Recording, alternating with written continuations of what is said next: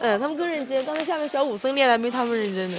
So this is so we're having tea upstairs. This is all the kids, the non-monk young kids. Now these are the younger kids. There's young as 7. Last year there were actually even younger ones. And over there, the little older kids. They're young monks, probably not as old as them, but they're. I'll explain this stuff later. But anyway, they're so cute. So that's the temple. This over here, this is the room. This is the where it got burned during Qing Dynasty. Because the temple was built right next to the room. That's what kind of remained of the room. And then these are the kids. Actually, I think the younger monks are the slacking the most, and the youngest kids are the best ones. They're the most serious. This is the tea garden of Fai Shifu. Now, so you can see, even though they chop the top off so it's easier for picking, these are much older than the one we spotted earlier in the back of the temple. See the little green stuff, the moss growing on it. It's a sign showing the age, which I can show you. Even though it's short, but remember it's the size of the trunk that you can tell. See, these are wider than my foot. It's actually about 1.5 size of my foot. So it's very big. Most of them are at least 60, 70-year-old. So these are the little tea garden we came upon. Again, I mean, the Shaolin Temple area is not really a tea producing area. The monk is actually introducing tea making to the village, hoping to improve their living. And because he actually found a lot of the old tea trees that was left over back in the nationalism days, which was a lot of them were over 100-year-olds. So most of them are 60, 70 years old. So it's actually a great advantage, just people don't know how to utilize it. I want to show you that most of them are oolong varieties. You can see my hand here. Can you see? Sorry, my hand. So I give you a sense of how big the trunk is. So even though it's not very tall, because they had to cut the top to make the tree grow better and easier to pick and maintain, but it's always the trunk that shows you the age of the trees. So these are at least over 20, 30 years old, maybe even older. And this looks like it's tree xian. Now look at these ones. These are the tall bushes that we had earlier. These are the really old ones.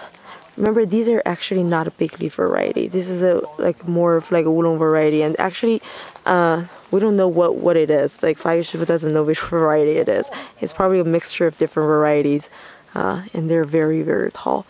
It's at least 5 meters high. It's probably 6 meters. 你就穿过来就可以了。And these are more of the older tea trees hidden behind. You can see those have been chopped before, and later it's probably planted some other tea trees.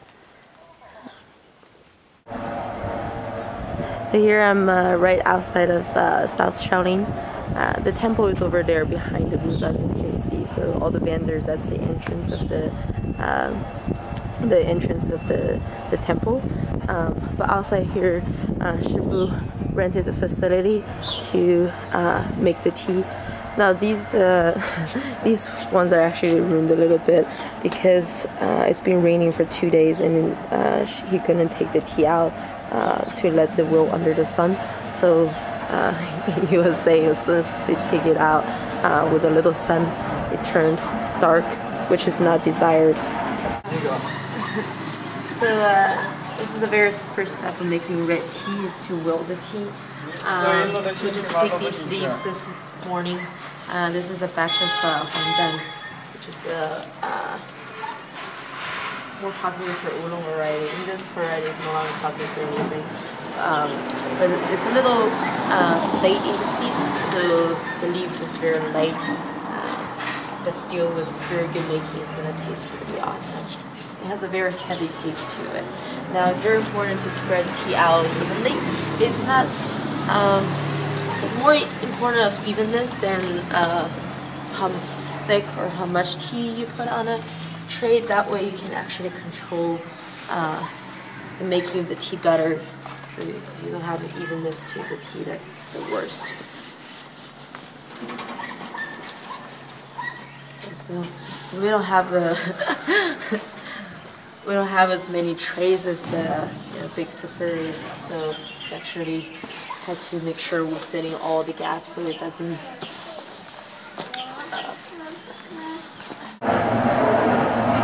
Now this is a very common little facility we see in a lot of red tea making.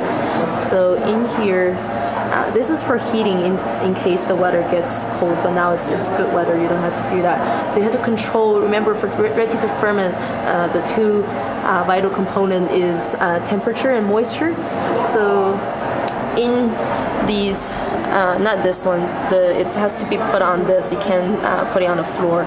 So it also has to level up. So in these bamboo baskets, what we saw, the unfermented but rolled red tea. And then on top, put a little plastic layer in there to trap it. In old times, people use cloths, but of course, plastic will trap moisture even better. And then even on top of that, this is a wet cloth put on top of that to keep it this way.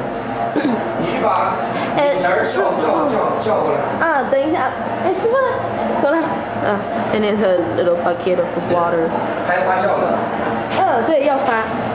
So this is the unfermented red tea. I don't know if you can see the colors. It's still kind of greenish looking. Afterwards, the green should diminish. It's just swap basically. 哎，叔叔那桶那个叔叔那桶水也要放在里面对吧？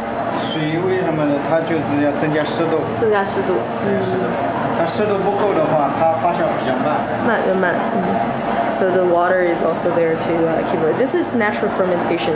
In a lot of bakery facilities now, we see that people actually feeding the heat and the water into the tea to make it faster.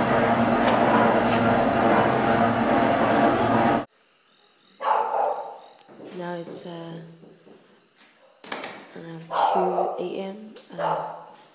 These teas are ready. The dogs are barking like crazy because now everyone's sleeping. There's a little moth flying around. So this is the tea that's been fermented. It's too dark here. Can't see. Let's see if I can. It has a warmth to it. It has what facilitates the fermentation as well. So when it's in there, the moisture automatically warms the tea. It's very much like compost. So now what we're going to do is we're going to spread it out on the bamboo trays. Spread it thin and then put it in the oven to bake. It's very similar. You've seen this step before. I took a little nap. It's going to continue from 2 a.m. on. It's too dark in here. And I left in a hurry, so I forgot my camera. I'm using iPhone right now. But the camera doesn't have a light either, so.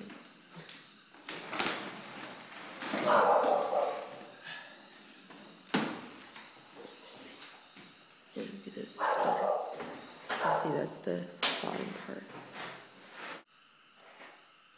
So now after we have broken the tea apart, what we're going to do is just basically spread it out very thinly on the tray. We actually have to spread it not too thin because we have more tea than usual. So remember, it's been 2 days raining, so now it's a huge batch of tea.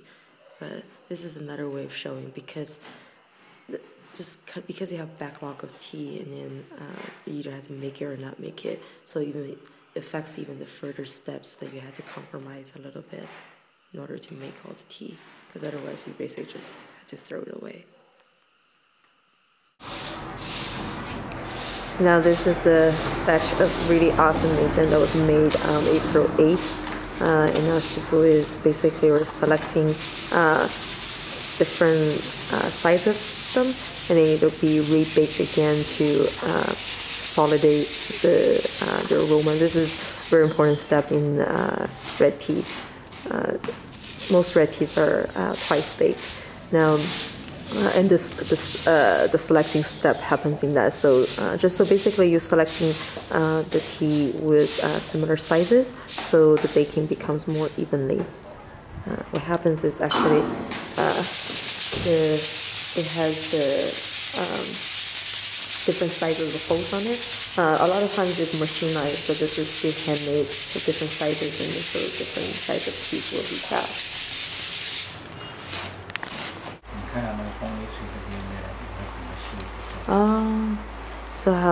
So they often do this with big machine, but see how Shifu do it. This is kind of like or because the stems and the older leaves are lighter.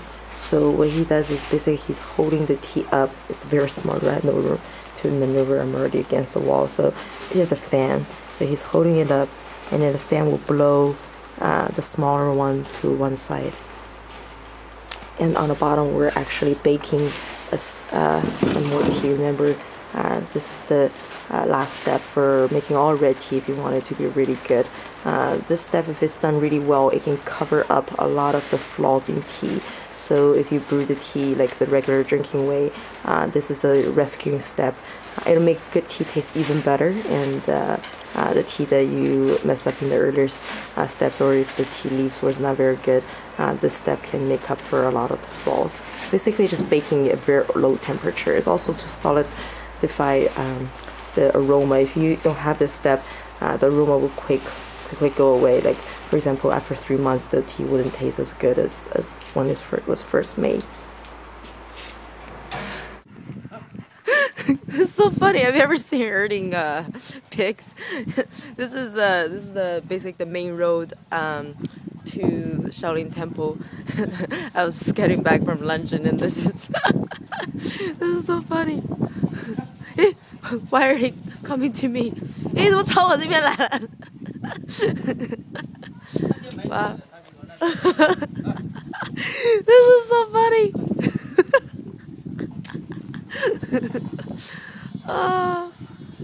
Piggies, they're so huge. I'm not sure they. 你要赶到哪里去啊？赶到那个后面那个灵山村啊？It's the village where Shifu has the tea. They're aiming.